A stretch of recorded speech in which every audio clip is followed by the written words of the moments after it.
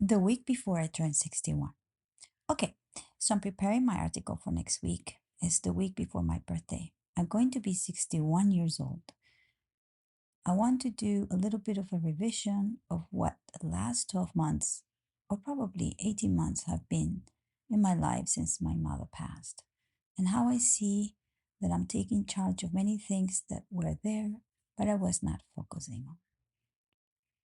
I just want to go deep into all the decisions that I've been making and where I feel that my life could be leaning, although I don't have any clear direction.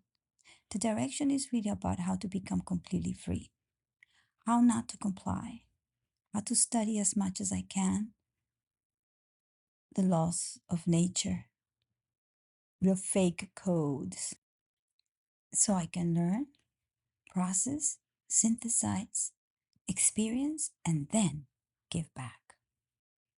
Because my aim is really to be an emanation of spirit through my acts, through my artwork, through my encounters. I want to be able to support the world with my presence.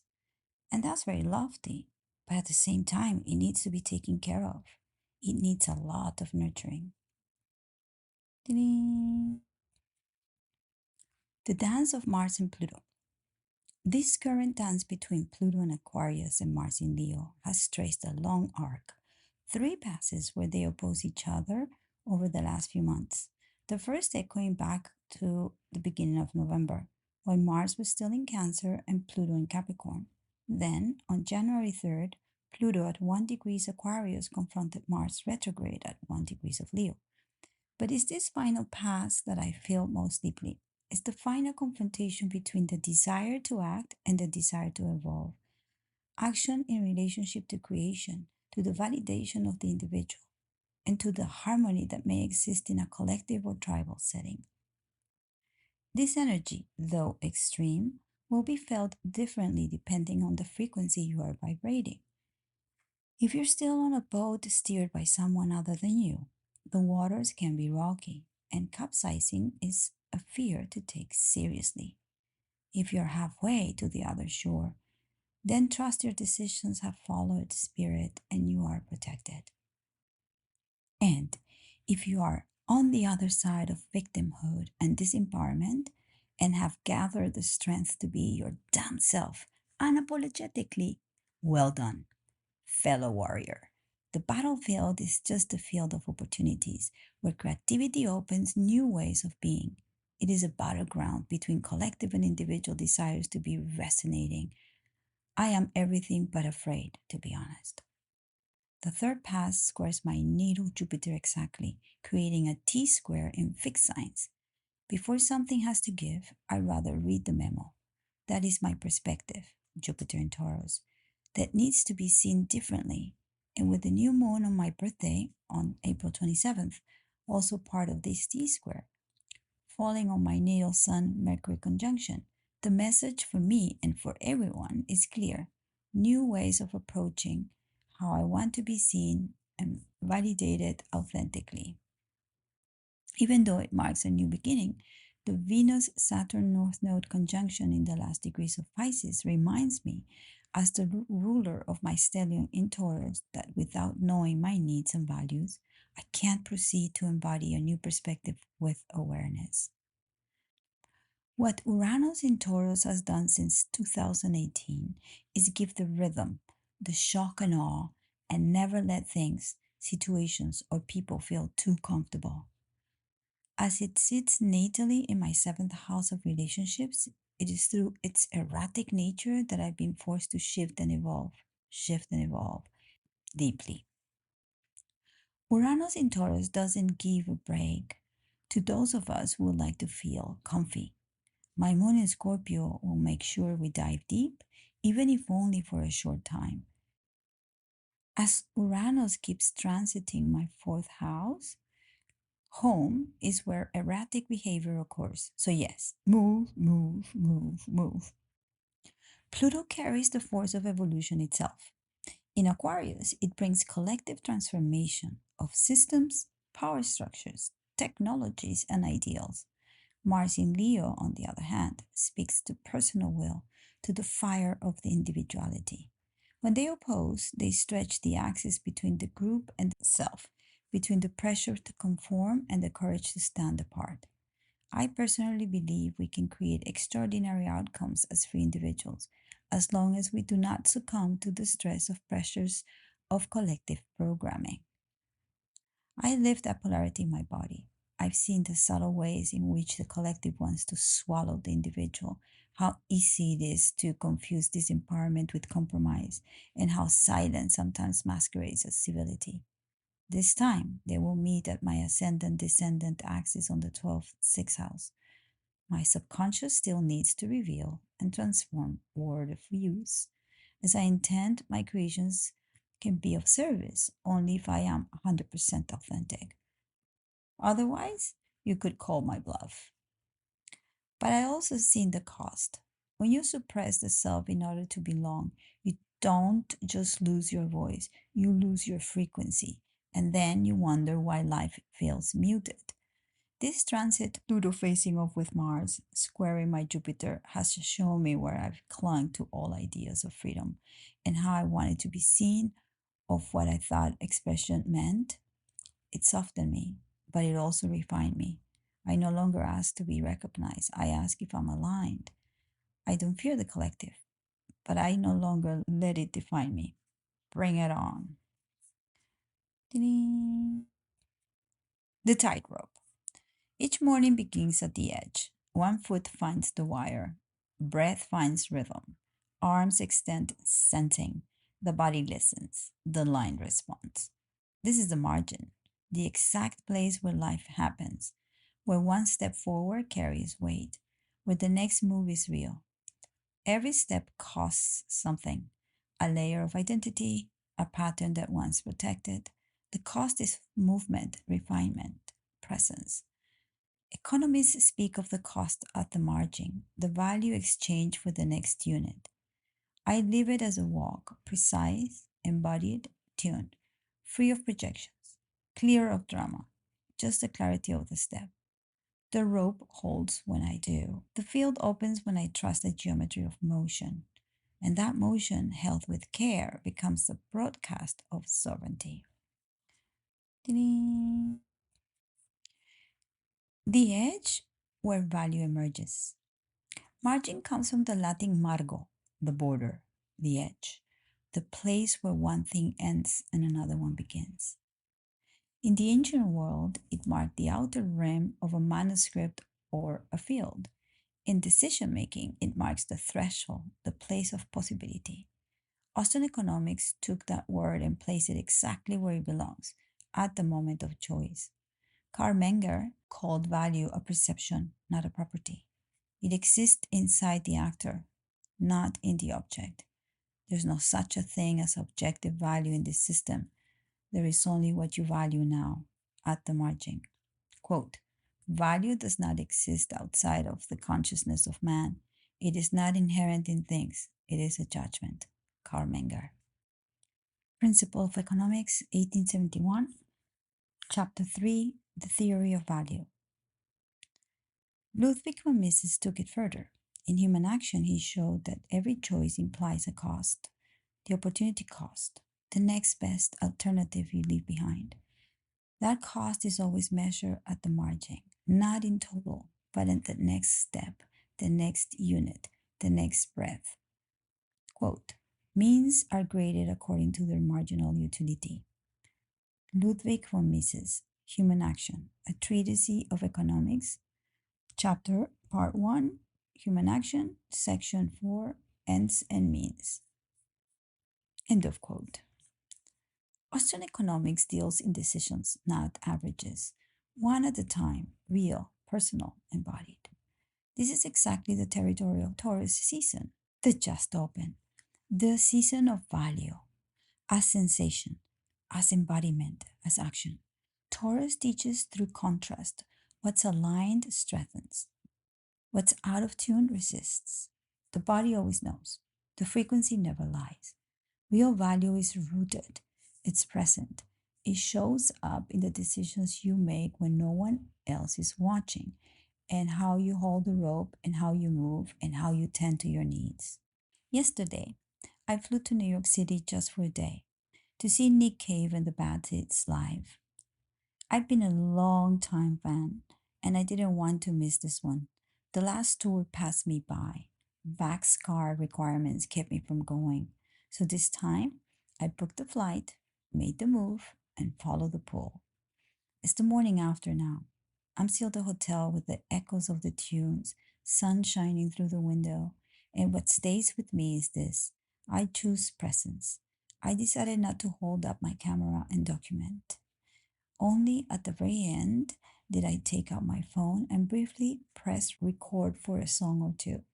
What I wanted was the real presence of being in Brooklyn for a night as a gift to my 61st birthday, to feel Nick Cave and the Bad Seeds fill the space, to be fully there with Warren Ellis and the band as they opened the field.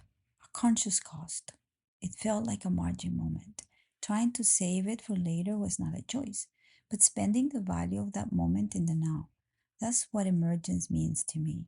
Choosing presence over preservation, aliveness over proof.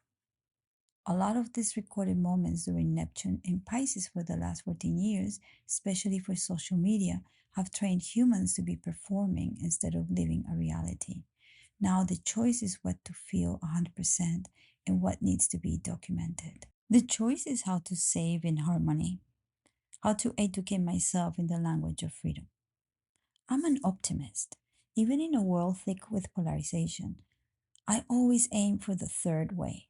One I might miss if I'm too busy preserving an image of the past or chasing certainty about the future. So I have to leave you with this. May you find a middle way, always the middle way, as the Buddha says. Ding. Living in geometry. The vessel is nurtured when ready. K27 has been with me since birth, part of my incarnation cross in human design. 27-6, 28-6, 19-2, 33-2. Sun and Mercury in 27-6. Jupiter, the pearl, in 27-2. Is etched into how I see, how I wait, how I respond. The sixth line takes time. It holds, it observes from altitude, reads the pattern, and engages when there's a commitment from the other side. That has always been the frequency. I've learned through the absence of care. My sacral is undefined. The energy is not constant. I choose how to spend it wisely. I'm not meant to be sustained by others. I had to learn to feed myself, stabilize myself, choose where my care flows. The path has been winding and uneven, but the refinement is there. I've learned to hold energy until it moves into its own. The second line in the pearl, my Jupiter, is the personality crystal, carries a direct transmission of natural power. It waits to be called out. It resonates when the field is correct. That's how it operates. I step in when the pattern calls me. Until then, I refine. I am busy with my hermit uniform. I let the energy concentrate. Care is presence. K27 carries weight. It protects, it nourishes, it endures selectively for what holds value.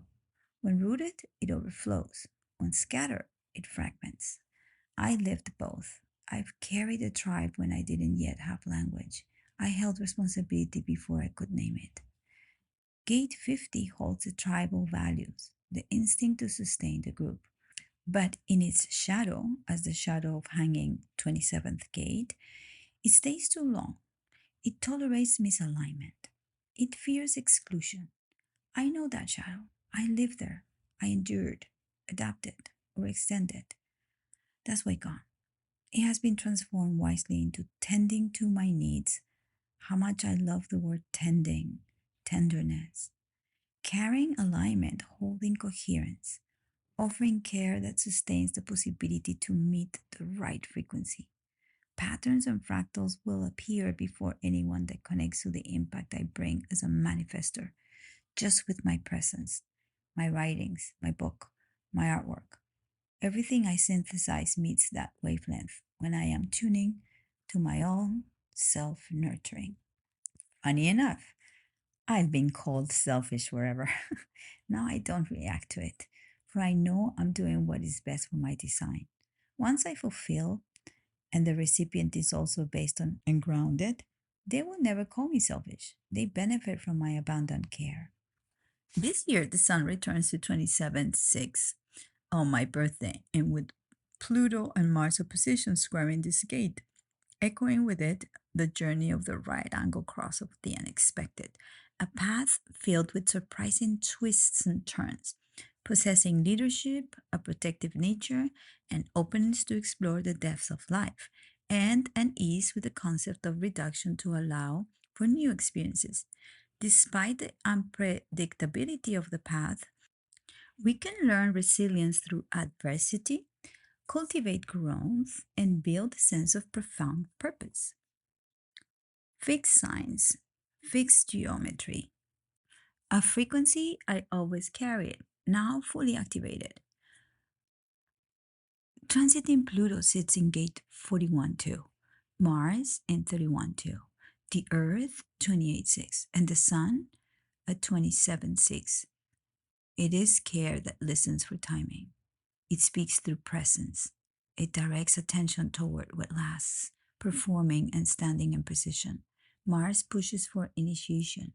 Pluto channels transformation. The Earth sharpens purposeful behavior. Together they form a crucible, and in the center, I stand.